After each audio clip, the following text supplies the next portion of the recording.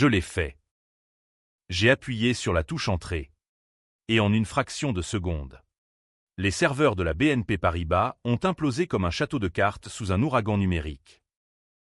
100 milliards d'euros volatilisés. Non pas en fumée, mais en un labyrinthe de crypto-monnaies anonymes que personne ne retrouverait jamais.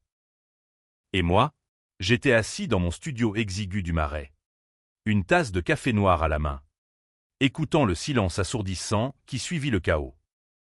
Ce n'était pas de la vengeance, c'était de la justice poétique, gravée dans le code que j'avais écrit moi-même, des années avant qu'il ne me poignarde dans le dos. Il pensait que j'étais invisible. Le support technique de la famille. Celui qui réparait les imprimantes et effaçait les virus des ordinateurs de maman. Mais cette nuit-là, à Paris, sous les lumières froides de la tour Eiffel qui scintillaient comme des yeux moqueurs, j'ai révélé ma vraie nature, un spectre algorithmique, un dieu des zéros et des uns. Et le premier à tomber fut mon frère aîné, Étienne, dont le yacht amarré à Saint-Tropez a coulé sous le poids de dettes falsifiées que j'avais injectées dans son compte offshore. Il hurlait au téléphone. Sa voix brisée comme du cristal lalique. « Comment as-tu pu ? Petit con, tu vas pourrir en tôle pour ça. » Pourtant, si j'avais su que ce coup d'éclat ne serait que le prélude à un carnage plus intime, plus viscéral, j'aurais peut-être hésité. Ou pas. Car la trahison, en France, n'est pas un mot, c'est une lame forgée dans les salons feutrés de l'avenue Montaigne, aiguisée par des sourires polis et des couteaux dans le dos. Et la mienne, elle saignait depuis l'enfance. Depuis que papa m'avait regardé avec ce dédain aristocratique, « Antoine, tu n'es bon qu'à bidouiller des câbles. Laisse les affaires aux vrais hommes. » Ce soir-là, j'ai prouvé qu'un câble pouvait étrangler un empire. Paris s'éveillait sous un ciel de plomb. Ce matin d'octobre 2025, quand les journaux titraient déjà « Crash bancaire, un insider trahit la nation ». Ils cherchaient un bouc émissaire. Et devinez qui ils ont trouvé ? Moi. Bien sûr. Le petit frère raté. L'informaticien freelance qui vivait dans l'ombre des châteaux de famille en Normandie. Mais avant que les flics ne frappent à ma porte, j'ai pris le temps de savourer un croissant encore tiède chez Pierre Hermé. Le regard vide des passants sur le boulevard Saint-Germain. La ville que j'aimais tant. Cette garce capricieuse au boulevard haussmannien et aux secrets enfouis dans les catacombes, était sur le point de devenir mon théâtre de marionnettes. File 1/5. La pluie martelait les vitres de notre hôtel particulier du 16e arrondissement comme des accusations muettes. J'avais 18 ans quand papa m'avait convoqué dans son bureau. Ce sanctuaire de bois de noyer et de livres reliés en cuir qui sentait le cigare cubain et l'ambition rance. « Antoine, » avait-il dit en allumant un cohiba, « tu as du talent pour les machines, mais pas pour la vie. Étienne héritera de l'Empire. Toi, tu seras le factotum. » Le support technique. Sa voix. Ce timbre grave forgé à l'école polytechnique n'admettait pas de réplique. Maman, perchée sur son fauteuil Voltaire comme une duchesse déchue, avait hoché la tête. Ses perles de chez Cartier cliquetant comme des menottes. Étienne, mon aîné de 5 ans, riait dans le couloir. Sa cravate Hermès impeccablement nouée. Il était le Golden Boy, diplômé de HEC, marié à une héritière du CAC 40, et déjà en train de négocier des fusions qui faisaient trembler les places de Bordeaux. Moi, j'étais le vilain petit canard, expédié en province pour un BTS en informatique, pendant qu'il sirotait du Château Margaux au dîner chez Maxim's. Mais j'avais un secret, un trésor que j'avais forgé dans les nuits blanches devant mon écran cathodique, des algorithmes de trading qui transformaient des milliers d'euros en millions, puis en centaines de millions. À 25 ans, j'avais 500 millions d'euros planqués dans des wallets décentralisés. Des paradis fiscaux virtuels que même les avocats de papa ne pouvaient toucher. Ironie du sort, le support technique était plus riche que toute la dynastie de Beauvais. Pourtant, je les aimais. Ou du moins, je me le disais. Les dimanches en famille à Deauville, où Étienne paradait sur la plage avec sa Rolex au poignet. Et moi, Je réparais le Wi-Fi de la villa pendant qu'ils ignoraient mes silences. Sophie, ma sœur cadette, était la seule à me jeter un regard complice parfois, une blonde éthérée, étudiante en art à la Sorbonne, qui peignait des toiles sombres inspirées de Delacroix. Antoine, tu es le seul qui voit les ombres, me murmurait-elle un soir. Un verre de Sancerre à la main. Mais même elle, dans ses faiblesses, cherchait l'approbation de papa. Le basculement vint un soir de gala au Louvre. Papa fêtait une acquisition, une banque régionale avalée par notre conglomérat. Beauvais Finance. J'étais là en tant que technicien, chargé de sécuriser le réseau pour les discours enflammés. Dans la salle des États, sous la Joconde qui nous toisait de son sourire énigmatique, Étienne m'avait attrapé par le col. Petit, assure-toi que rien ne foire. On n'a pas besoin de tes conneries geeks ce soir. J'avais souri, hoché la tête, et glissé un verre dans le système, un backdoor invisible. Un verre qui rampait dans les veines numériques de l'empire familial. Ce n'était pas encore de la trahison, juste une assurance vie.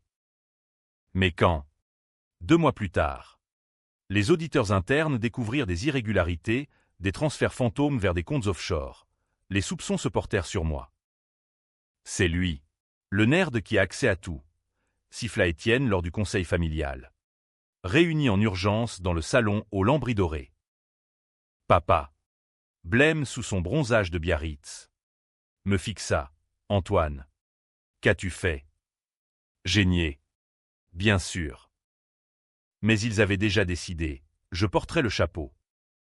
Une plainte anonyme à la brigade financière. Et hop, le petit frère en tôle pour blanchiment. Sophie fut la première à craquer. Elle vint me voir dans ma chambre d'hôtel provisoire, près de la place de la Concorde, les yeux rougis par les larmes. Ils disent que c'est toi, Antoine. Mais je sais que non. Papa est parano depuis le divorce de tante Claire. Le divorce, un détail que j'ignorais, maman avait surpris papa avec sa secrétaire. Une rousse aux lèvres carmin. Et l'affaire avait coûté des millions en pension alimentaire. Mais ce n'était que la surface. Le vrai secret, celui qui rongeait la famille comme un chancre, était enfoui plus profond. Étienne n'était pas le fils de papa. Une liaison d'été à Cannes, en 1985, avec une actrice oubliée. ADN falsifié, testament truqué, tout pour protéger l'héritage. Je l'appris par accident, en hackant le coffre-fort numérique de papa pour sauver des fichiers familiaux. Une lettre jaunie scannée, mon cher Henri. Notre fils porte ton nom, mais pas ton sang. Signé. La maîtresse. Soudain, tout s'éclairait, l'obsession pour Étienne. Le mépris pour moi. Le vrai Beauvais. J'étais le bouc émissaire parfait, pas de sang noble. Juste un bâtard technique. La rage monta. Acide. Comme un perno trop fort.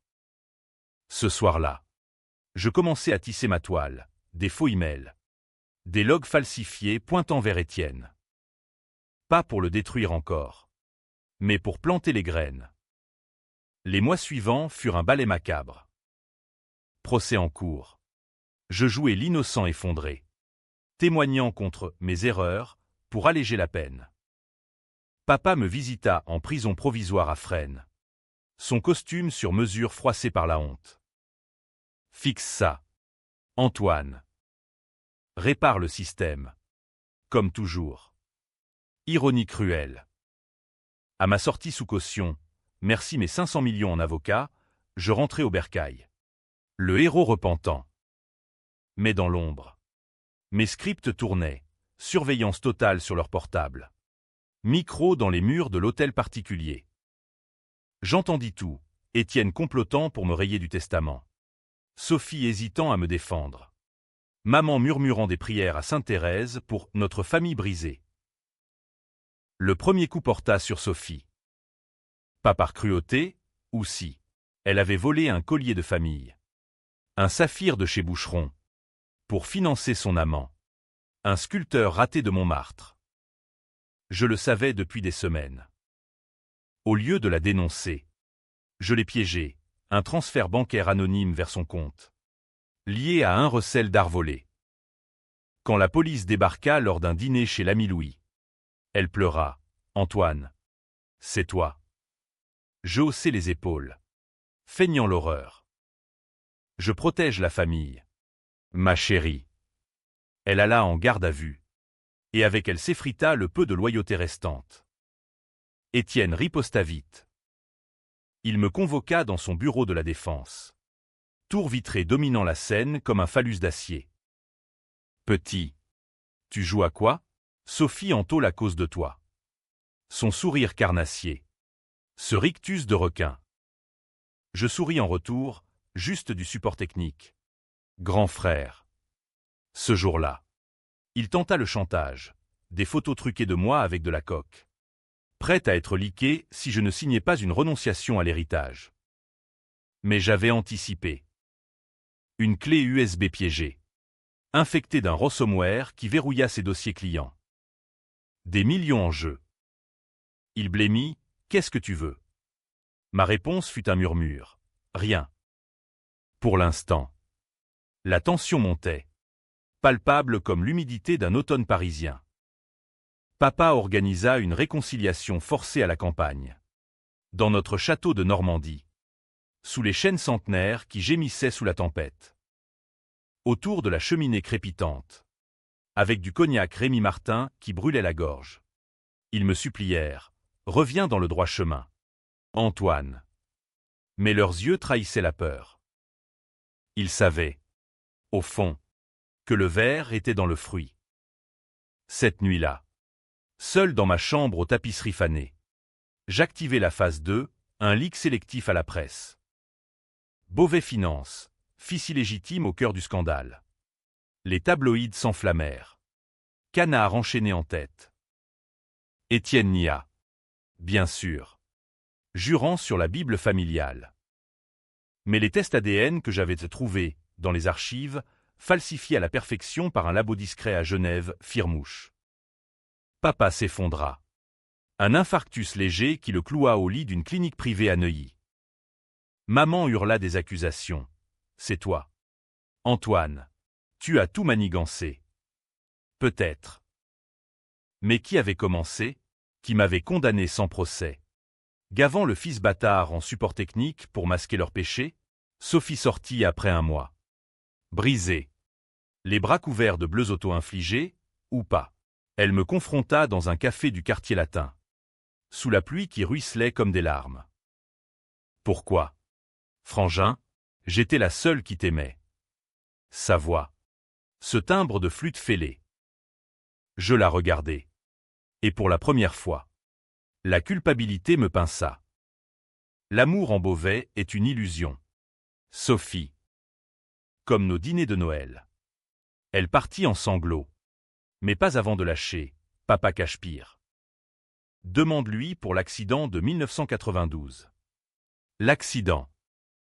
Celui qui avait tué ma mère biologique, pas la duchesse actuelle. Mais la vraie. Une institutrice de province que papa avait engrossée avant d'épouser sa fortune. Un dérapage sur la route de Versailles. Frein saboté. Était-ce un meurtre? Le doute s'insinua. Vénéneux. Mes nuits devinrent des veilles hallucinées. Codes et souvenirs se mélangeant en un cauchemar cybernétique. J'étais le fantôme de cette femme inconnue. Revenant hanter les vivants. Le climax s'approchait. Étienne, acculé, proposa un pacte, diviser les 500 millions que j'avais gagnés illégalement. Selon lui. On efface tout. Petit. On recommence. Dans son appartement haussmannien surplombant les Champs-Élysées. Avec vue sur l'Arc de Triomphe illuminé. Il me tendit un chèque. Je ris. Un rire sec comme du pain grillé. Trop tard. Étienne. Tu as déjà perdu. Appuyé sur entrée. Et son monde s'effondra. Compte gelé. Client en fuite. Une enquête de Tracfin pour fraude massive. Papa mourut 2 jours plus tard. Seul dans sa chambre d'hôpital. Un stylo dans la main, comme pour signer un armistice imaginaire. Son testament me déshéritait. Bien sûr. Tout à Étienne, mon fils unique. Mais l'Empire Beauvais n'était plus qu'un cadavre boursier. Action en chute libre à la Bourse de Paris. Maman, veuve éplorée, me maudit lors des funérailles à Saint-Sulpice. Assassin, tu as tué ton père. Les fidèles hochèrent la tête. Ces hypocrites en noir. Parfum Chanel numéro 5 flottant comme un linceul. Pourtant, dans le caveau familial, sous les roses fanées, je murmurais à l'urne, non, Henri. C'est toi qui as commencé. En 1992. La vengeance n'était pas finie. Sophie, enceinte maintenant, de qui? Vint me voir une dernière fois. Dans mon nouveau refuge. Un loft anonyme à Belleville. Antoine. Arrête. Pour le bébé. Ses yeux. Ses lacs de tourment. Je touchais son ventre. Un geste presque tendre. Trop tard. Petite sœur. Le code est lancé. Et ainsi s'acheva la première acte de mon opéra macabre. Paris. Cette salope aux 1000 visages. Avalait les secrets comme la Seine ses eaux troubles. Mais moi, j'étais prêt pour elle entr'acte, un twist qui ferait saigner la ville entière. Les jours suivant le décès de papa furent un tourbillon de condoléances hypocrites et de regards en coin lors des réunions chez le notaire. L'hôtel particulier. Ce mausolée haussmannien au plafond peint par des artistes oubliés. Résonnait maintenant du vide, pas de rire d'Étienne. Pas de tintement de cristal de maman. Elle s'était retranchée dans sa chambre, avalant des cachets de Valium comme des hosties, murmurant des « pourquoi » à des fantômes. Sophie, le ventre arrondi sous sa robe noire de chez Dior, évitait mes yeux, se réfugiant dans des visites à la clinique pour son état. État? Un état de grâce illégitime, fruit d'une nuit avec son sculpteur. Ou pire, avec un amant choisi pour venger sa chute. Moi, j'étais l'ombre qui glissait entre les couloirs, réparant les fuites numériques que j'avais moi-même provoquées. Les médias, ces vautours de Libération et du Figaro, titraient « La chute des Beauvais, un drame familial ou un complot high-tech ». Ils me traquaient. Ces journalistes au micro tendus comme des lames. Mais mes 500 millions achetaient le silence, des serveurs VPN à Berlin, des proxys à Singapour. Invisible, intouchable. Pourtant, la solitude me rongeait. Un acide lent, comme le vin-aigre d'un Beaujolais raté. Étienne surgit un soir. Sa Mercedes AMG garée en double fil devant l'entrée. Phares braqués comme des accusateurs. Il empestait le whisky et la défaite. Sa chemise ouverte sur un torse pâle marqué par des nuits blanches. Antoine. On parle. Vraiment. Dans le salon aux Bergères Louis XV. Sous le portrait ancestral où papa posait en chasseur. Il craqua. C'est toi qui as liqué l'ADN. Hein? Tu as ruiné tout. Ses poings serrés. Veines saillantes comme des câbles sous tension. Je m'assis. Croquai une madeleine, proustienne ironie, et répondis calmement. Preuve. Grand frère. Sans preuve. C'est du vent. Il en avait. Bien sûr. Une trace IP négligée. Un log que j'avais laissé comme un appât. J'ai engagé des hackers. Petits. Des Russes. Des pros. Ils disent que c'est toi. Depuis le début. Son sourire revint. Carnassier. L'ancien requin refaisant surface. Le pacte qu'il proposa était diabolique. Je blanchissais ses dettes. 200 millions engloutis dans des paris foireux sur le CAC, et en échange. Il effaçait les preuves contre moi. On redevient famille. Antoine. Pour maman. Famille. Ce mot, en France, sonne comme une malédiction. Un contrat social forgé dans le sang de la Révolution. J'acceptais, feignant la rédemption. Mais dans l'ombre, mes algorithmes dansaient, un malware sur son téléphone. enregistrant chaque appel. Il contactait des truands de Marseille, des Corses aux tatouages effacés, pour régler le nerd. Une embuscade planifiée près de la Bastille, où les ruelles sentent la pisse et la liberté fanée. Ils vinrent à Troyes, cagoulés, l'âme courte luisant sous les néons. Je les attendais, drone miniature bourdonnant au-dessus, larguant un gaz incapacitant aux recettes maison. Chimie apprise sur des forums dark web. Ils s'effondrèrent, gargouillant, et je filmais tout, pour la police. Messieurs. Étienne hurla quand les flics débarquèrent chez lui. Menottes cliquetant comme des perles de maman. Traître, tu m'as piégé. Dans la salle d'interrogatoire de la PJ. Retransmise par mes backdoors. Il balança tout, le sabotage des freins en 1992. Commandité par papa pour éliminer la gêneuse. Ma vraie mère. Cette ombre nommée Élise n'était pas morte par accident, elle avait été effacée. Comme un fichier corrompu.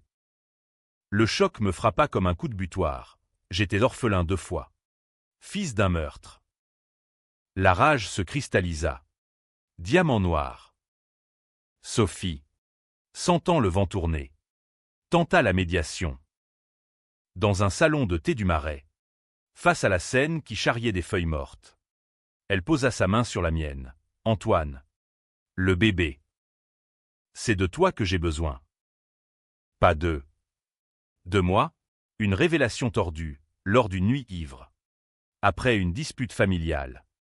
Nous avions franchi la ligne, inceste tabou.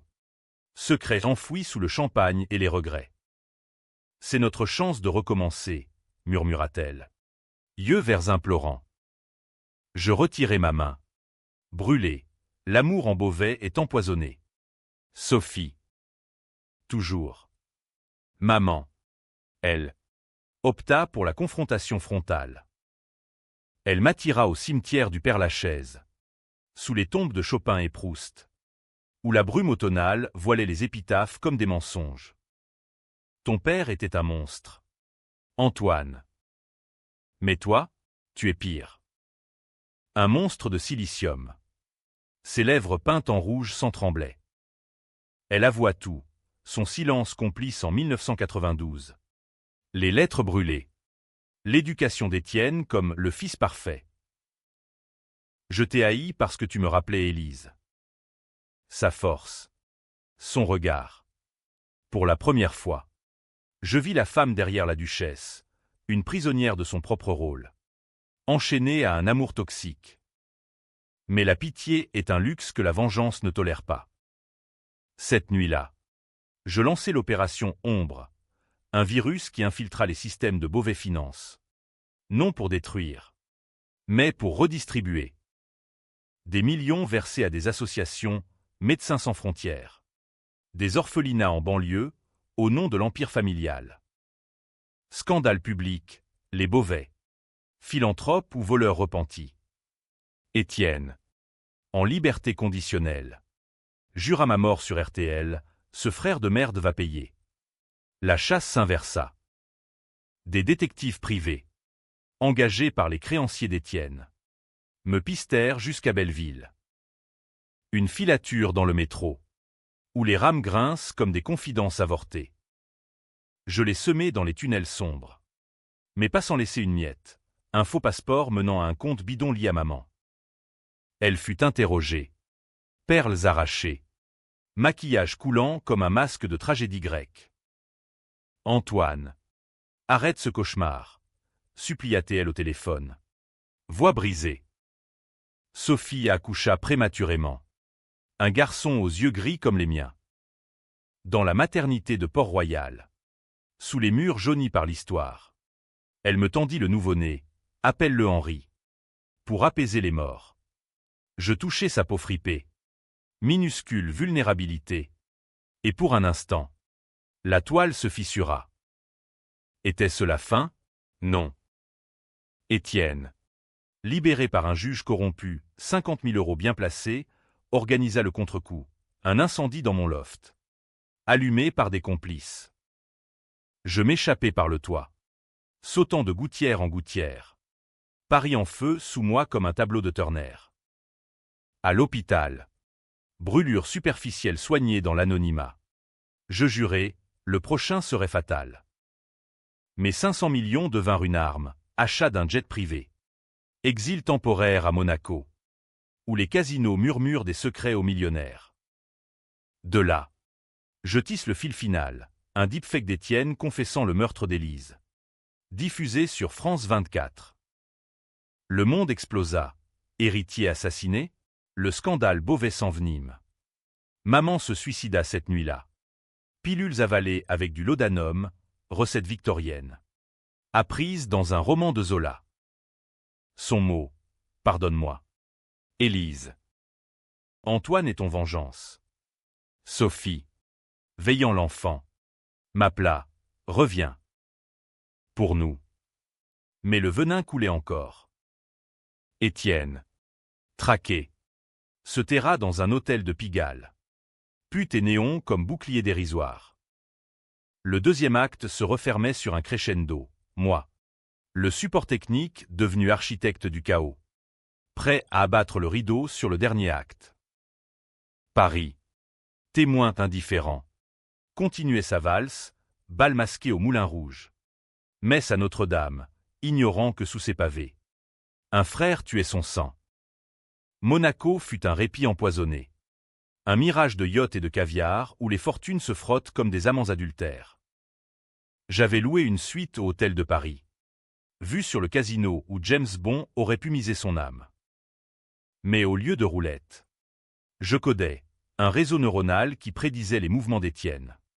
Traçant ses pas errants de Pigalle à Marseille via des puces GPS hackées dans son Audi.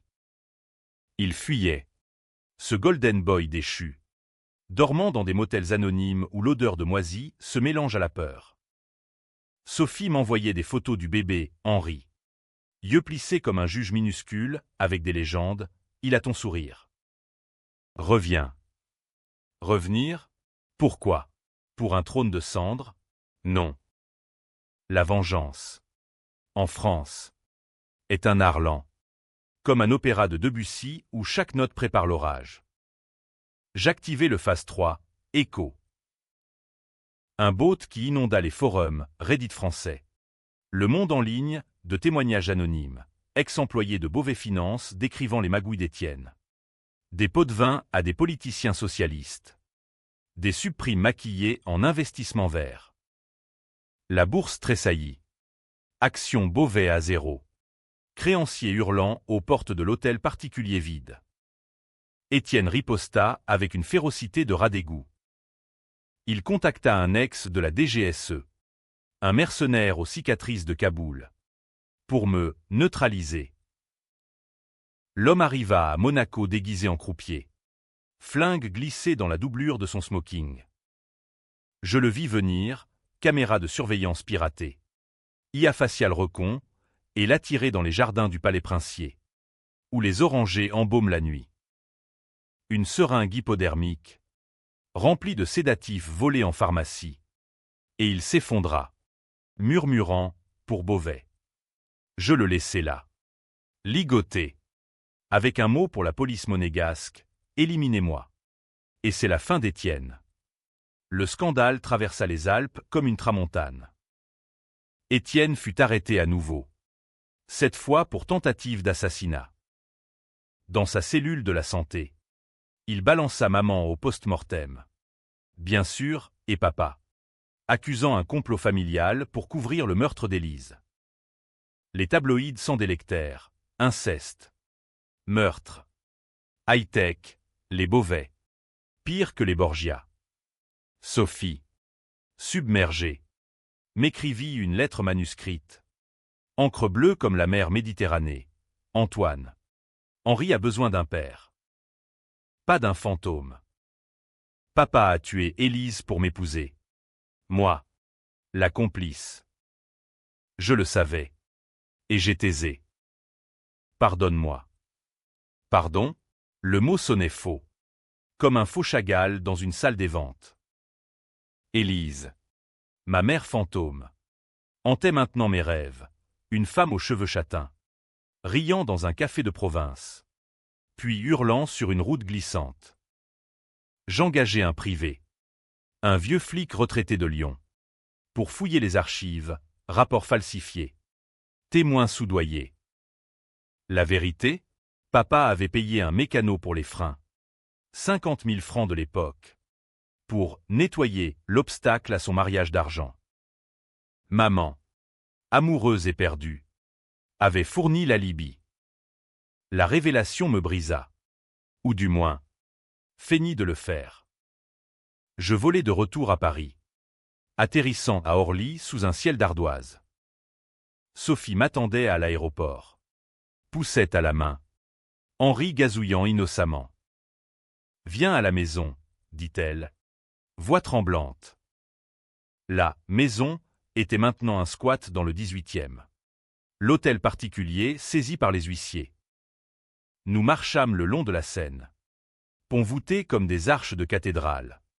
Et pour un moment, je crus à la rédemption, un pique-nique improvisé sur les quais. Baguettes et camembert achetés chez un traiteur juif du Marais. Mais Étienne s'évada. Une évasion hollywoodienne, pot de vin à un gardien. Moto volée filant vers la Normandie. Il me traqua jusqu'au château familial. Ce manoir gothique aux tourelles qui perce les nuages bas. J'y étais arrivé avant, alerté par mes bottes. Sophie et Henri en sécurité à Paris. Je l'attendais dans la bibliothèque. Feu crépitant. Édition originale de Les Liaisons dangereuses ouvertes sur le bureau. Frère, dis-je quand il déboula. Arme au poing, un Glock acheté au Black Market de Barbès. C'est fini.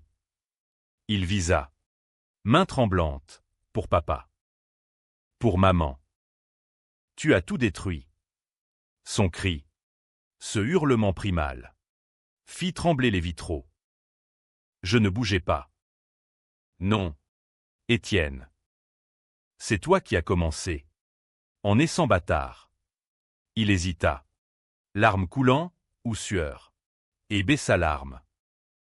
Aide-moi à fuir. On partage les 500 millions. Pour Sophie. Pour le gosse. Le pacte du désespoir. Je hochai la tête.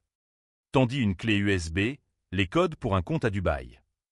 Il s'approcha. Avide. Et c'est là que le piège se referma. La clé injecta un virus neural dans son portable, appelant automatiquement la gendarmerie locale. Les sirènes hurlèrent dans la nuit normande, phares balayant les haies comme des fantômes. Étienne fut repris, menotté sur les marches du château, jurant des « je te tuerai » qui sonnaient creux.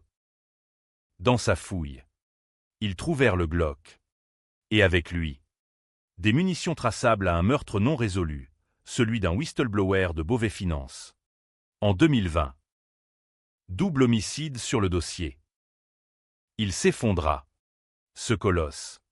En cellule, perpétuité probable. Sophie apprit la nouvelle par BFM. Et son appel fut un sanglot. Monster. Tu l'as condamné à vie. Henri pleurait en fond. Faim ou rage instinctive. Je rentrai à Paris. Le cœur un nœud gordien. La ville. Indifférente. Bourdonnait. Fashion Week à la pyramide du Louvre. Grève de la SNCF paralysant les banlieues. Dans notre squat. Sophie me barra la porte. Sors. Tu n'es plus Beauvais. Tu es rien. Ces mots. Ces lames. Coupèrent plus profond que n'importe quel code.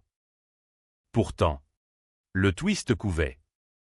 En fouillant les affaires d'Étienne, saisi par la police, je trouvai une lettre, pas de lui, mais de papa, adressée à moi, datée de sa mort. Antoine, si tu lis ceci, c'est que le sang a coulé. Sache que tu es mon vrai fils. Élise était une erreur. Mais toi, test ADN falsifié pour te protéger de l'héritage maudit.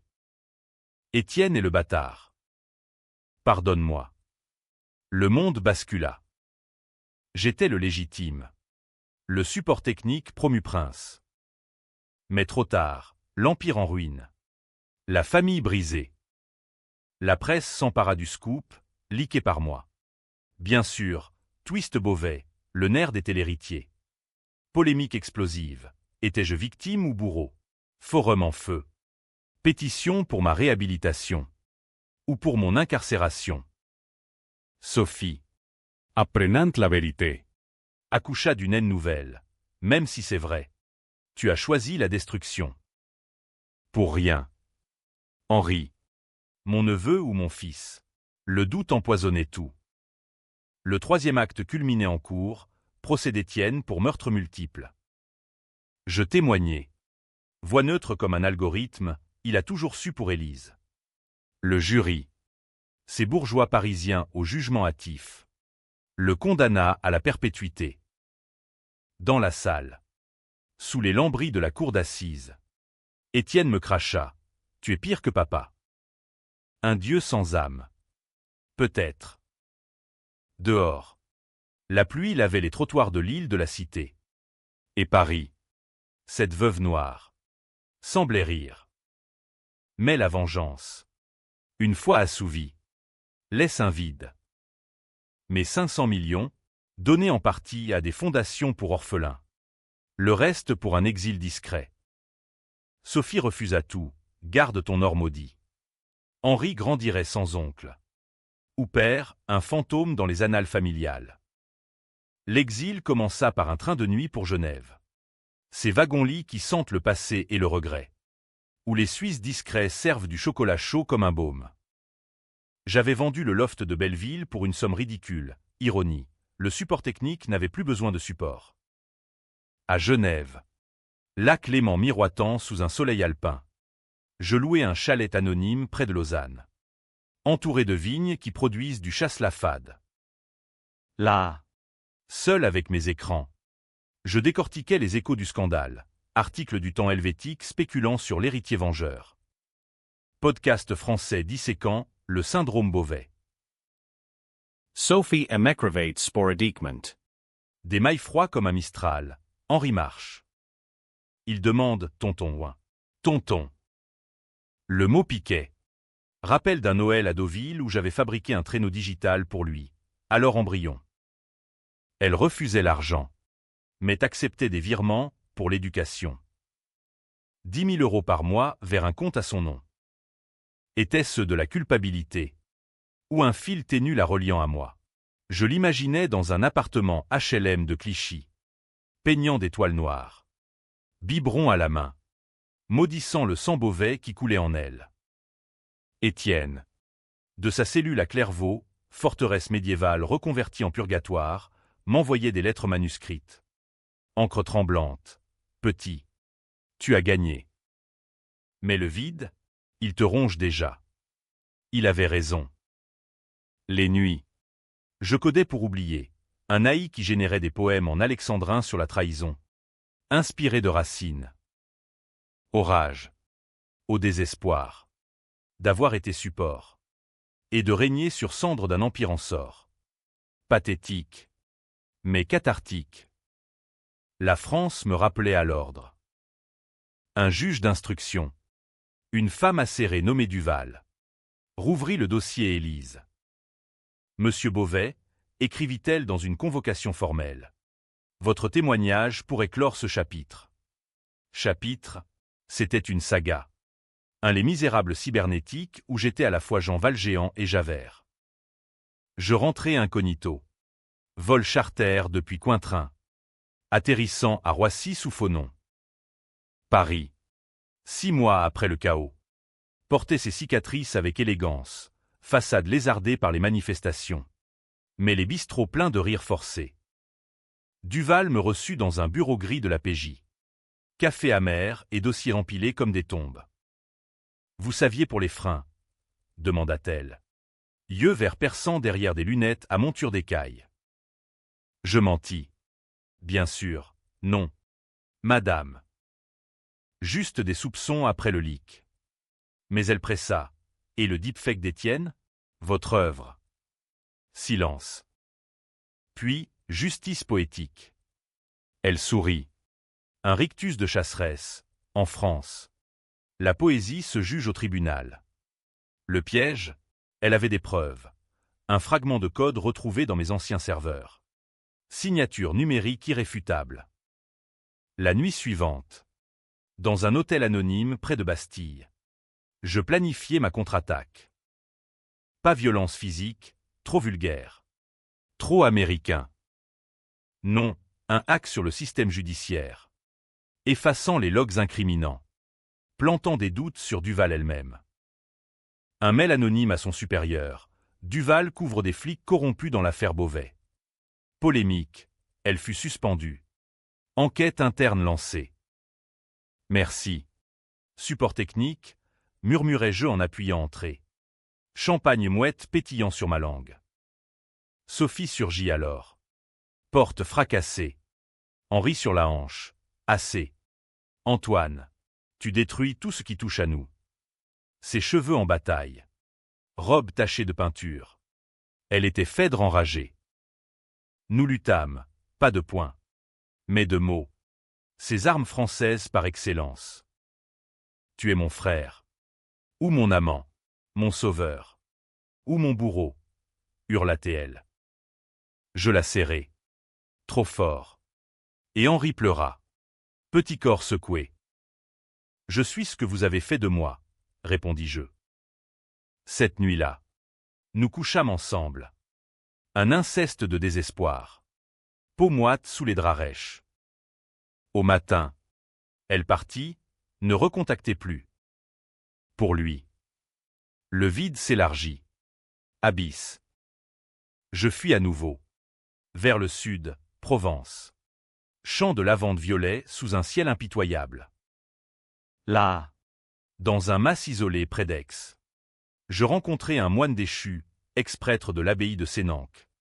Maintenant vigneron bio. La vengeance est un vin qui tourne au vinaigre, me dit-il un soir.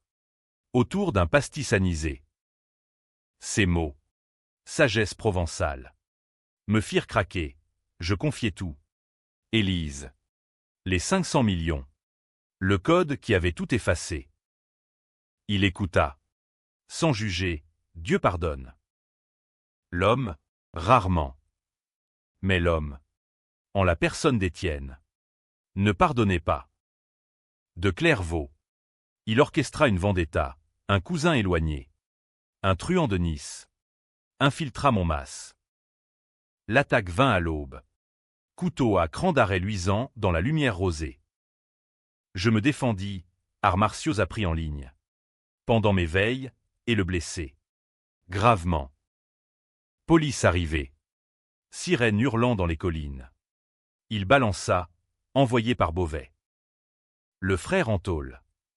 Ironie, Étienne accusé de complicité de meurtre depuis sa cellule.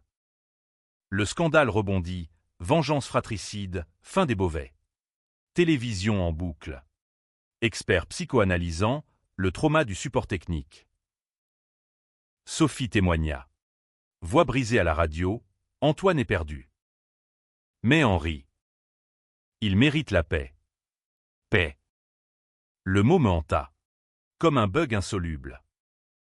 Je donnai le reste des millions, 400 après les dons, à une fondation pour victimes de crimes familiaux.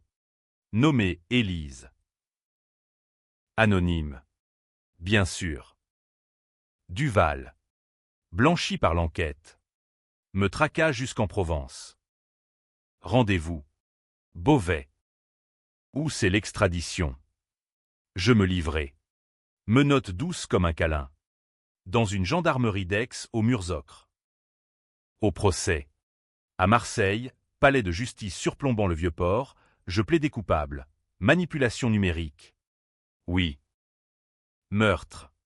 Non. Le jury. Mélange de marins et de retraités. Débattit des jours. Étais-je un hacker génial ou un parricide digital? Verdict. 5 ans. Avec sursis pour circonstances atténuantes familiales. Libéré immédiatement. Je marchais dans les ruelles de la Canebière. Odeur de bouillabaisse et de sel marin. Étienne, apprenant la sentence, se pendit dans sa cellule, un suicide accidentel. Dire les autorités. Dernière lettre, tu as gagné. Petit. Mais l'enfer est familial. Sophie ne vint pas au verdict. Son mail final, Henri portera ton nom. Pas Beauvais. Juste Antoine. Adieu. Le 4e acte s'achevait sur une note discordante. Vengeance accomplie. Mes âmes en lambeaux. Paris m'appelait encore. Sirène fatale. Mais je résistais. La France, terre de tragédie, avait écrit son chapitre. Restaient les ombres, Élise, papa, maman, Étienne. Et moi, le support technique devenu légende noire. Les années suivantes furent un exil intérieur. Un pèlerinage laïque à travers la France des oubliés, village perché de l'Aveyron où les cloches sonnent pour des messes vides. Côte bretonne battue par des vents qui hurlent des secrets celtiques. J'évitais Paris comme une amante toxique. Mais ces nouvelles me parvenaient via des flux RSS automatisés. La fondation Élise prospérait. Sauvant des centaines d'orphelins de familles dysfonctionnelles, Sophie avait exposé ses toiles à la FIAC. Thème de fratricide en ocre et rouge sang. Le nom Beauvais n'était plus qu'une footnote dans les annales financières. Un cas d'école à l'ENA. Henri grandissait sans moi. Photos volées sur les réseaux, un gamin aux boucles sombres. Riant sur une plage de Normandie, Deauville. Ironie cruelle. Sophie l'avait élevé seule. Aidée par des bourses d'art et des amants discrets. Un jour, à 30 ans, il m'écrivit, pas un mail. Une lettre papier. Encre maladroite. Tonton, maman dit que tu es un héros ou un monstre. Moi, je veux savoir. Héros ou monstre? La dualité française. Descartes revisité en thriller familial. Je répondis. Depuis un gîte dans le Luberon. Lavande et teint embaumant l'air. Henri. Je suis les deux. Comme ton grand-père. Viens me voir. Quand tu seras prêt. Il vint. Train TGV filant comme un code binaire. À 16 ans, silhouette élancée. Yeux gris inquisiteurs. Nous marchâmes dans les garrigues. Soleil couchant peignant les rochers en or. Pourquoi as-tu tout détruit? Demanda-t-il. Pied écrasant une cigale. Je racontais tout, Élise. Les freins. Les 500 millions. Le code qui avait effacé un empire. Pas de larmes. Juste un hochement. Maman dit que tu l'as aimé. Une fois. Aimé. Sophie. Le souvenir de cette nuit à l'hôtel Bastille. Posant mêlé en un nœud gordien.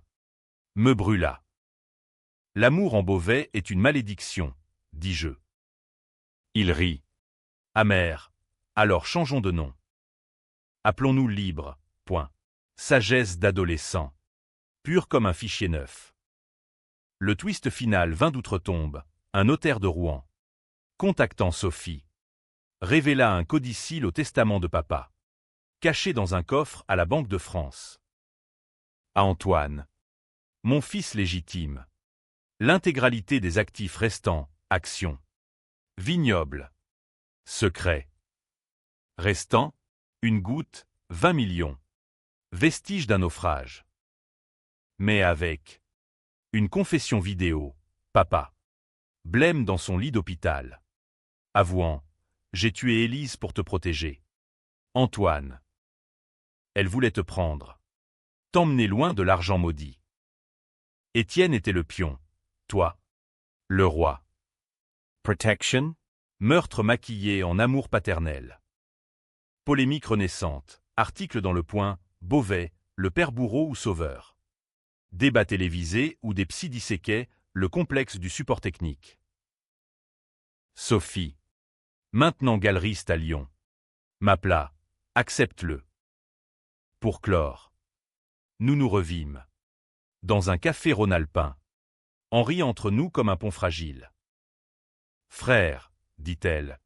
Main sur la mienne. Ou amant. Ou père. Peu importe. On recommence. Ses yeux.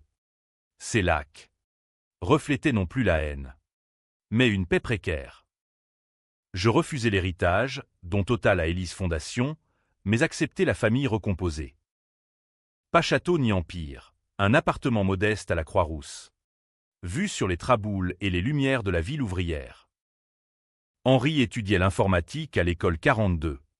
Ironie génétique, je code pour construire. Pas détruire. Tonton. Sophie peignait. Toile de rédemption en bleu serein. Était-ce la fin heureuse? Ou biquiche? Un happy end empoisonné? Les nuits. Je me réveillais en sueur. Écran fantôme dansant. Serveurs effacés. Empire tombé. La vengeance m'avait libéré. Mais marqué, cicatrice invisible. Code scarifié. Paris. Lointaine. Scintillait encore. Mais je n'y retournais pas. La France. Terre de lumière et d'ombre. Avait son mot final, un procès symbolique. Où je témoignais pour des victimes comme Élise. Acquitté. Applaudi par des associations. Hué par des conservateurs. Le dernier hook, un soir d'été. Henri me montra un script, un haï bienveillant. Aidant les familles brisées. Ton legs. Antoine. Je souris. Pour la première fois sans fiel. Non. Fiston. Le nôtre. Et dans le silence des collines lyonnaises. Sous un ciel étoilé comme un algorithme infini. La famille, tordue. Rachetée, respira. Twist final. Étais-je vraiment le fils de papa? Un test ADN.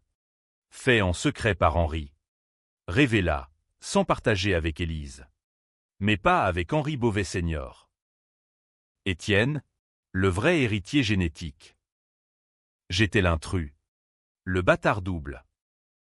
Rire cosmique, le support technique. Roi d'un trône illégitime. Mais en le révélant à Sophie. Lors d'un dîner de pot-au-feu fumant. Elle haussa les épaules. Alors on est tous des imposteurs. Vive la France. Et ainsi s'achève notre opéra, controversé. Ouham. Tendu jusqu'au fil du rasoir. Vengeance? Justice? Le lecteur choisira son camp. Moi. Je ferme l'écran. Tasse de café à la main. Et murmure, support technique. Hors ligne.